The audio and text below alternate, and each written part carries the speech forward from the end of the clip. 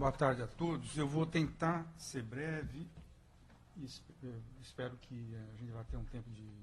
Eu estou muito curioso, na verdade, de saber o que as pessoas que vieram a este evento têm como dúvidas, etc. Então, vou destacar muito poucas coisas, chamando sobretudo a atenção para vocês pelo fato de a gente estar recebendo, pela primeira vez, eu acho que foi traduzido esse relatório, ele vem sendo publicado pelo WWF já há muitos anos. Em geral, quando ele sai, eu, em geral, sou convidado para escrever algum artigo nos jornais para dizer que o relatório saiu, comentar, etc. Aconteceu com esse o ano passado.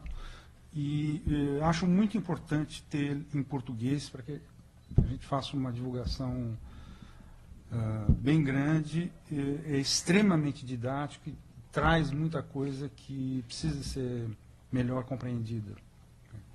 Além disso, se vocês provavelmente todos pegaram um exemplar lá fora, na página 98 e 99 puseram em letras garrafais aqui a ideia de que, bom, tem uma conferência aí importantíssima, Rio 2012, né, ou Rio +20, como alguns preferem, e eu acho que isso vai ser um momento muito importante para a questão específica da pegada ecológica. Então, vou fazer um comentário só sobre isso, sem me estender muito, e talvez levantando algumas dúvidas que eu tenho resolvido essas dúvidas parcialmente. Isso já ajuda que vocês que estão com a mão na massa deem respostas melhores às que eu, porventura, posso ter imaginado. Mas eu acho que é o seguinte, desde que, no mínimo acho que desde 72, de Estocolmo, tal, quando essa questão começa a surgir, evidentemente que surgiu a ideia de que tinha que ter indicadores. E, bom, há uma história agora que já pode ser feita sobre a procura desses indicadores e uma certa concorrência entre vários indicadores. Então, meu ponto é o seguinte, é que a pegada ecológica, que inicialmente lá atrás parecia um indicador com vantagens do ponto de vista da compreensão, o que quer dizer isso? Quer dizer o seguinte, eu me dei conta da importância pedagógica da pegada, uma vez que me contaram o seguinte caso, que quando uma chefe de redação descobriu que, entrando no computador, você pode fazer a própria pegada, a pegada individual, rapidinho, né? Você entra lá, tal, responde um questionário que não é muito complicado de responder, e sai a tua pegada individual. Então ela falou, se é assim, eu queria que todo mundo aqui da redação calculasse a sua pegada e eu quero ver o resultado. E aí todo mundo da redação calculou e só tinha um que tinha uma pegada razoável na redação inteira, que era o estagiário. E basicamente por quê? Porque ele não tinha carro. Ainda, né? Hoje provavelmente ainda já tem. Estagiário. Eu acho que esse momento de calcular a pegada individual e refletir sobre isso é uma coisa extremamente importante e, por mais que seja grosseiro o cálculo que possa ser feito através desse questionário, ele tem esse fator. No entanto, indicadores concorrentes que se pretendiam muito mais importantes, por exemplo, o que foi lançado pelo Fórum Econômico Mundial, que é o Índice de Sustentabilidade Ambiental, extremamente complicado, cheio de dimensões e variáveis, não sei o quê. E mesmo o estímulo do Banco Mundial ao cálculo de um outro indicador ainda mais difícil, eu acho, de compreensão, que é o tal da poupança genuína, que foi feito, inclusive, de certa forma, na ideia de que ele poderia vir a substituir o PIB e ser um desenvolvimento. Aí, mais complicado ainda, porque não seria só um problema de índice de sustentabilidade ambiental, mas a ideia de que, eventualmente, ele poderia ser um indicador de desenvolvimento sustentável, que é uma coisa diferente. Sustentabilidade ambiental é uma dimensão do desenvolvimento sustentável.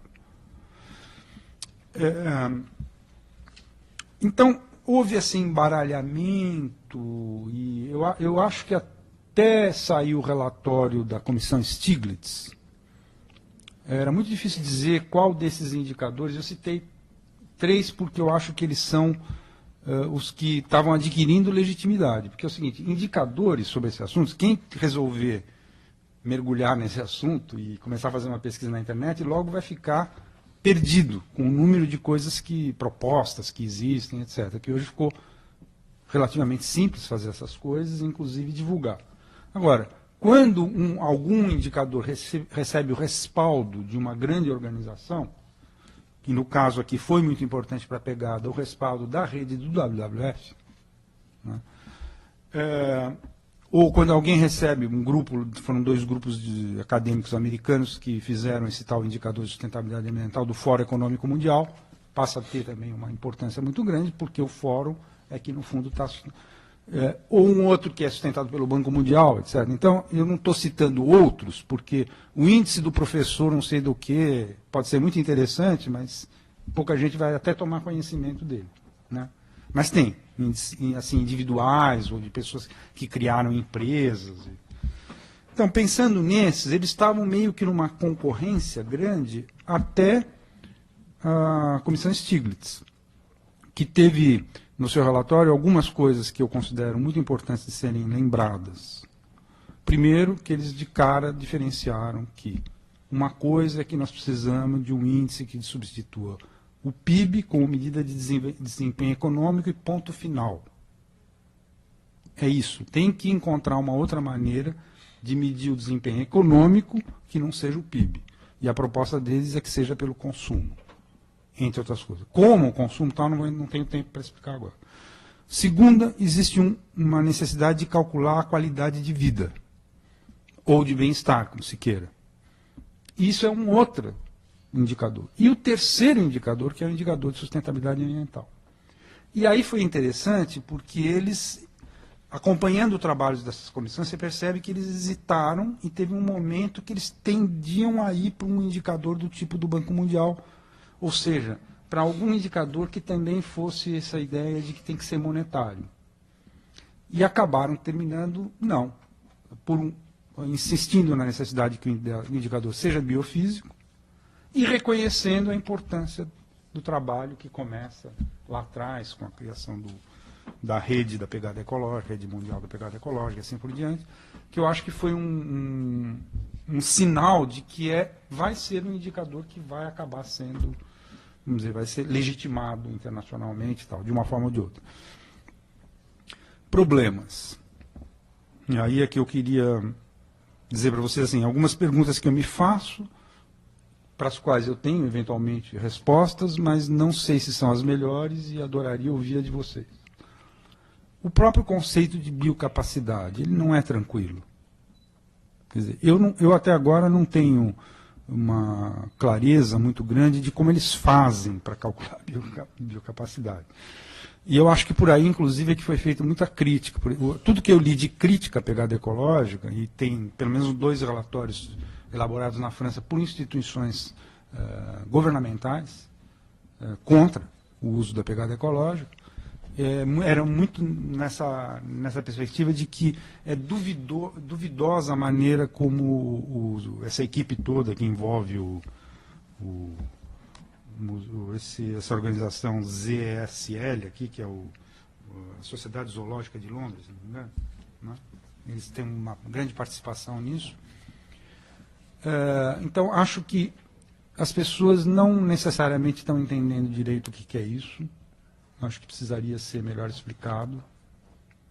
Então, eu estou também me interessando pelo lado, assim, como é que a pegada de fato vai ser assumida como um excelente indicador, não só pelo seu lado didático, que eu acabei de citar no exemplo da redação, eu acho, mas dela se impor, inclusive, como, de fato, uma coisa cientificamente defensável. A ideia, quando faz a comparação, uma outra dúvida que eu vou levantar para vocês, por exemplo, quando se faz essa comparação entre o resultado do que existe de biocapacidade disponível no globo e a pegada, que tem todas as suas complicações, mas aí vocês é que tem que contar para a gente todos os problemas que vocês enfrentaram quando vocês fizeram o caso específico de Campo Grande. que aí é como lidar com as estatísticas, até que ponto as estatísticas disponíveis são suficientes para você calcular a pressão sobre os recursos naturais, mas eu estou falando o seguinte, quando você faz essa comparação e dá uma disparidade tão grande entre a pegada média global e a biocapacidade global, é um pouco difícil de entender isso. Quer dizer, se você me diz assim, não, nós estamos usando já 3 planetas, isso não é uma coisa simples de entender, porque se a gente de fato está usando 3 planetas, a sensação é de que os ecossistemas deviam estar todos em ruptura, ou pelo menos uma boa parte deles. E, na verdade, a gente sabe que a questão é muito mais difícil de compreensão. Por quê? Porque isso está querendo refletir. Por exemplo, quando você diz que metade da pegada é CO2, você está dizendo que você está levando em conta aí os impactos que as emissões de gases de efeito estufa. Vou entrar depois nessa diferença um pouco, porque acho que é um problema também. Terão no futuro e você está trazendo para o presente. Senão eu não posso entender que nós estamos usando 3 planetas. Não, nós estamos usando 3 planetas supondo que está embutido aí o fato de que os efeitos do CO2 que nós estamos emitindo, dos gases de efeito estufa que nós estamos emitindo desde lá da Revolução Industrial, vão comprometer esses ecossistemas no futuro. Porque senão eles teriam que estar em ruptura. Sobre o entendimento mesmo da coisa que eu estou querendo levantar dúvidas. Outra coisa, eu até peguei uma frase que você soltou assim no meio. O CO2, que é o único resíduo que a pegada mede, opa! Já no gás de efeito estufa, existe um problema que é muito sério, que é o seguinte, nós não temos ainda certeza absoluta de qual que é o impacto de todos os gases. Há um grande debate entre os físicos sobre, por exemplo, o próprio impacto do metano, para não ir naqueles mais ainda complicados, que a gente nem leva em conta em geral. Mas o metano, vejam bem, a diferença, se uma tese ou outra a respeito do metano mudar entre os físicos, muda totalmente o cálculo que vocês fizeram aí sobre o impacto do consumo de carne, né? Quer dizer, o problema mudaria muito o resultado para Campo Grande por ser cidade carnívora que vocês descreveram aqui, certamente não é a única, mas enfim, já deu para perceber o seguinte, o que eu queria chamar a atenção para vocês é o seguinte, que eu noto, vendo na perspectiva vinda lá de Estocolmo até agora, que a pegada está sendo um indicador que está se consolidando, mas que para realmente ela se consolidar e ser, vamos dizer, consagrada em alguma decisão da Rio 2012, há um certo caminho a percorrer e, em grande parte, problemas para nós, né, pesquisadores. Muito mais do que coisa. Então, isso também é para dizer que essas coisas têm que andar tudo junto. Quer dizer, tem que fazer o que vocês fizeram em Campo Grande, e acho que há uma perspectiva de fazer para outras cidades brasileiras, que é muito importante.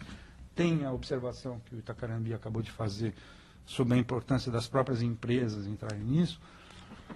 Mas há algumas questões, eu acho que ainda estão exigindo maior pesquisa e reflexão, e eu tendo a achar que pode acontecer o seguinte, que em vez de emplacar a pegada ecológica, no sentido que ela foi, que a gente acabe dizendo o seguinte, não, dá para calcular muito bem a pegada carbono, dá para calcular muito bem a pegada hídrica, não é o caso ainda, mas pode ser que venha a ser.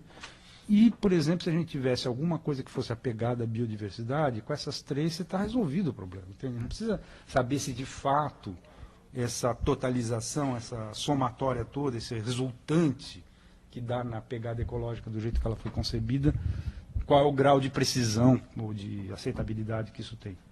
É claro que eu acho que é muito mais didático, como eu disse, usar a ideia original de pegada ecológica, mas aparentemente... Bom, e só para terminar, uma coisa que eu acho também importante levantar, como o centro da questão passa a ser a questão climática e a questão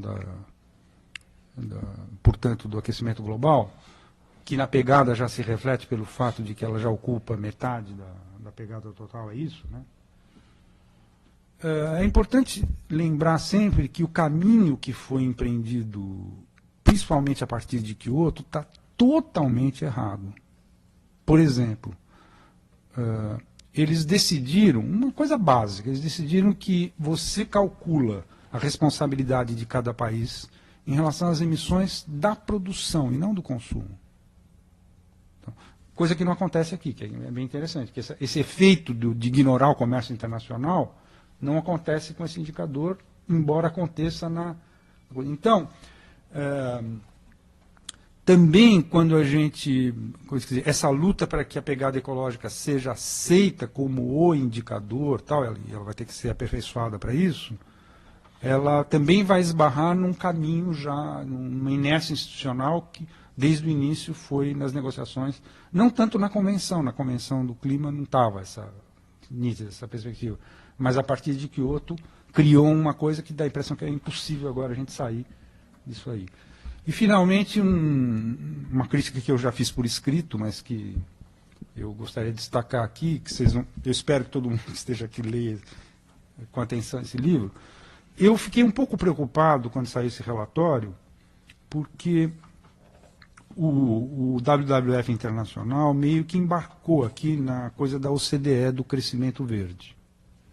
O último capítulo fala uma economia verde e tal, é interessante, não tem que trazer elementos muito interessantes, mas abre, quem faz a abertura aqui é o Angel Gurria, secretário-geral da OCDE, e depois no capítulo final sobre falar economia verde, 2012 e tal, meio que está embarcando. Eu gostaria de destacar que existe uma coisa muito importante nessa ideia de crescimento verde, não tem dúvida nenhuma, mas existe uma corrente que contesta que o caminho seja esse, quer dizer, que o problema não é necessariamente crescimento verde, mas é a possibilidade de planejar o não crescimento. Principalmente, evidentemente, nas sociedades que... Eu não consigo entender por que o objetivo de nações do tipo Dinamarca, Suécia, etc., tem que ser o crescimento econômico. Ainda mais medido do jeito que é medido. Né? Então, esse vai ser o grande embate, do meu ponto de vista, que vai estar por trás da Rio 2012, quer dizer, se isso que estão chamando de economia verde vai ficar mais para o lado do chamado crescimento verde ou vai ficar mais para o lado do não crescimento. É um debate que está por trás disso, e nesse sentido é uma pena que o WWF Internacional tenha embarcado num dos dois lados. Né? Sendo que, aqui vocês vão ver várias vezes, é citado um documento que me pareceu muito importante, que vem da área empresarial, que é o Visão 2020, está na bibliografia, eu vi aqui, 2050, Visão 2050,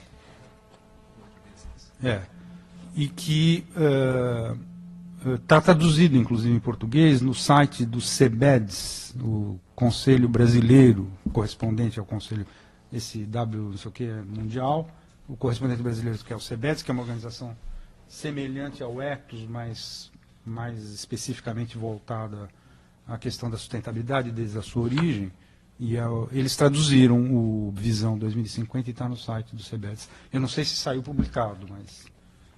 eu acho que é também uma dica importante, está muito ligada. Eles, inclusive, citam aqui, por exemplo, na hora do cálculo da biocapacidade e prevendo essa ideia de aumento da biocapacidade. O que é o aumento da biocapacidade? Se alguém diz, esse documento de visão dos 2050 diz assim, que se dobrar, se dobrar a produção agrícola até 2050...